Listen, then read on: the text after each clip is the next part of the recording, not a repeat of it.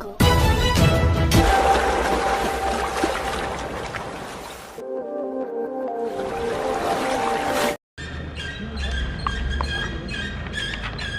ఇప్పుడు మేము మంతెని మార్కెట్ యార్డ్లో ఉన్నాం.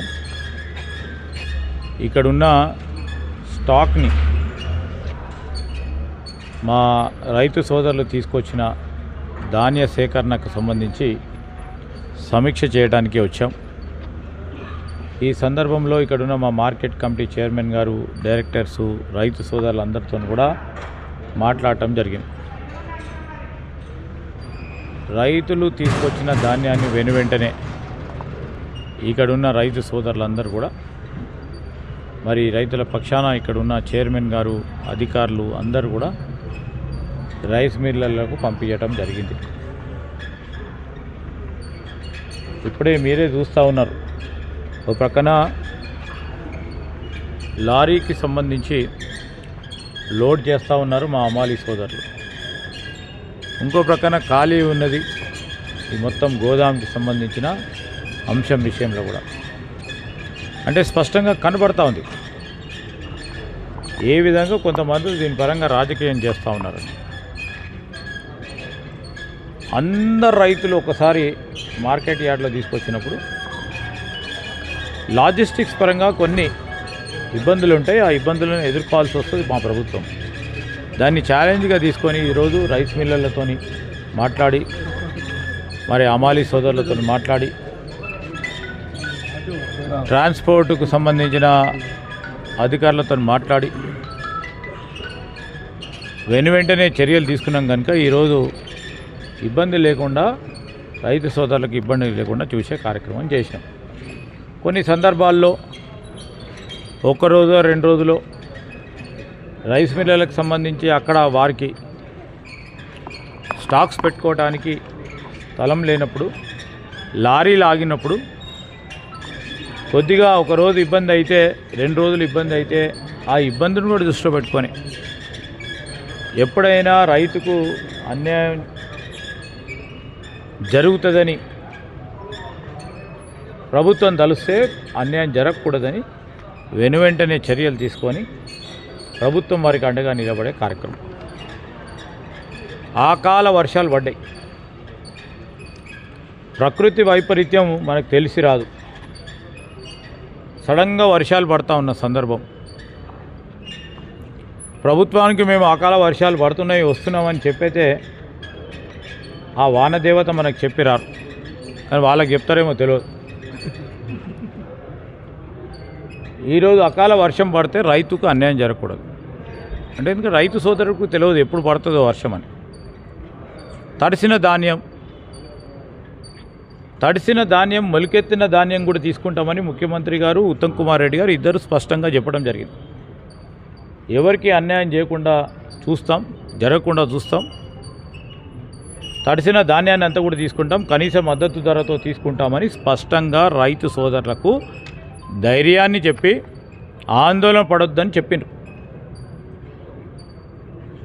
ఈరోజు రైతు పక్షాన నిలబడ్డ మా ప్రభుత్వానికి ఏదో విధంగా విమర్శలు చేయాలనే ఒక ఆలోచనతో పోతా ఉన్న ప్రతిపక్షాలకు సంబంధించి, రైతుకు సంబంధించి ఆవేదన వచ్చినప్పుడు, ఆందోళన వచ్చినప్పుడు, వర్షం పడ్డప్పుడు ఇది తీసుకోండి అని చెప్పాలా. ఎక్కడైనా కొద్దిగా అధికార పరంగా నిర్లక్ష్యం ఉన్నప్పుడు, లేకుంటే ఎక్కడైనా ఇబ్బంది వచ్చినప్పుడు ఇది జరుగుతలేదని తెలియజేయండి. ఈరోజు వారిని అడుగుతా ఉన్నాం, ఎక్కడ ఎప్పుడు లేని విధంగా దేశ చరిత్రలోనే అత్యధికంగా వరి ధాన్యం పండించడం జరిగింది రైతు సోదరులు. ఇక్కడ దిగుబడి కూడా ఎకరానికి పెరిగింది. ఇప్పుడు ఒక ఎకరానికి 35 నుంచి 40 క్వింటాలు పండిస్తుంది. చాలా సంతోషం, మాకు గర్వంగా ఉంది. ఒక ముత్తారం ఇప్పుడే మా జగన్మోహన్ రావు గారు, ఎక్స్జెడ్పీటీసీ గారు చెప్తా ఉన్నారు, 50 క్వింటల్ ఎకరానికి వచ్చింది. అంటే 20 నుంచి 25 క్వింటళ్ళు. గత సంవత్సరం 25 క్వింటలు పడితే ఇప్పుడు 50 క్వింటళ్ళు దిగుమతి పెరిగితే ఆ ప్రకృతి దేవతలకు మనము నమస్కారాలు చేస్తూ, రైతన్న సేవలకి, వారు పండించిన పంటకు ఆ రైతన్నకు నమస్కారాలు తెలియజేస్తూ ఇంత మంచి పంటను ప్రభుత్వం తీసుకోవాలి, ఇబ్బంది వచ్చినా కానీ తీసుకోవాలి. ఓ పరంగా కేంద్ర ప్రభుత్వం సహకారం లేకున్నా కానీ ఈరోజు ప్రభుత్వం వారికి అండగా నిలబడాలని చేస్తూ ఉన్న ప్రయత్నాన్ని నీరుగార్చాలే. ఈరోజు రైతన్న మనసును ఈరోజు వారిని కూడా నీరుగార్చాలనే ప్రయత్నం చేస్తూ ఉన్నారు. అది సరికాదు. ఈరోజు రైతన్నకు అండగా నిలబడాలి. ప్రభుత్వం చేస్తూ ఉన్నాం. ఇంకా ఒక 2 అడుగులు ముందుకేమని చెప్పండి. మొన్న 2 రోజుల క్రితం మొత్తం రాష్ట్ర వ్యాప్తంగా కూడా సడన్గా అకాల వర్షాలు పడ్డాయి. వెంటనే నెక్స్ట్ గంటలోనే ప్రభుత్వం స్పందించి తడిచిన ధాన్యాన్ని సేకరిస్తామని చెప్పినాం. కొన్ని సందర్భాల్లో రైతు ఇవాళ కాకుండా రేపు తీసుకుపోతామని ఆలోచన చేస్తాం. అలాంటి రైతులకు కూడా అన్యాయం జరగకూడదని చేస్తున్న ప్రయత్నం ఇప్పుడే స్పష్టంగా కనబడుతుంది. మీరు ఒక్కసారి చూడండి. మొత్తం క్రాపింగ్ ఫెసిలిటీతో పాటు వారికి ఆదాయం వచ్చే సమయంలో ఈరోజు చూడాల్సిన అవసరం ఉంటుంది. వరికి సంబంధించి వరి వేసుకున్న రైతు సోదరుడికి కూడా వరి వేసుకుంటారు. వరి వేసుకున్నప్పుడు మేము ధాన్య సేకరణ చేస్తాం. సామాజిక మాధ్యమంలో వస్తున్నది ప్రభుత్వానికి సంబంధం లేదు. ఏదో ప్రభుత్వం ఆ విధంగా ప్రచారం కూడా చేయలేదు. కానీ వాణిజ్య పంటలు వేసుకుంటే లాభం పరంగా చేకూరుతుంది, ఆదాయ వనరులు డబుల్ చేయొచ్చని చేసే ప్రయత్నంలో ఈరోజు వ్యవసాయ అధికారులు మొత్తం కూడా చేస్తూ ఉన్నారు. రైతు సోదరులు కూడా వాణిజ్య పంటకు సంబంధించి మీరు చేస్తున్న ప్రయత్నానికి ప్రభుత్వం కూడా చేదోడు వాదోడుగా ఉంటుంది.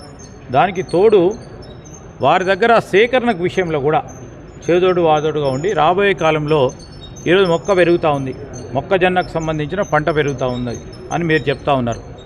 వారికి సంబంధించి మొన్న ప్రభుత్వం మొక్కజొన్నకు సంబంధించి కూడా సేకరణ చేసే కార్యక్రమంలో వెసులుబాటు ఇచ్చి నిధులు ఇప్పించి సేకరణ చేస్తూ ఉంది.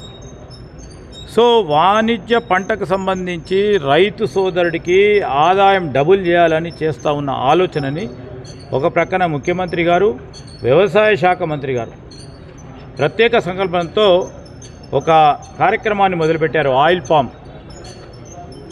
ఆయిల్ పామ్ పరంగా కూడా దాని లాభదాయకాలు ఏంటి, 3 సంవత్సరాలకో 4 సంవత్సరాలకు వచ్చే పంటతో పాటు ప్రతి పంటకు కూడా ఏ విధంగా రావాలని ఇంటర్ క్రాపింగ్ ద్వారా ఏ విధంగా చేయాలని ఈరోజు వ్యవసాయ హార్టికల్చర్కు సంబంధించిన అధికారులు రైతు సోదరులందరికీ సంబంధించి వారికి అవగాహన తీసుకొస్తూ ఉన్నారు.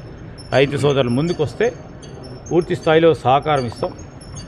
ఇప్పుడున్న పంటలు వారు వేసుకొని వరి పంట వేసుకుంటే వరి పంట ప్రతి సంవత్సరం చేస్తున్నట్టు ధాన్య సేకరణ చేస్తాం. వరి రైతులకు కూడా అండగా ఉంటాం. Thank you.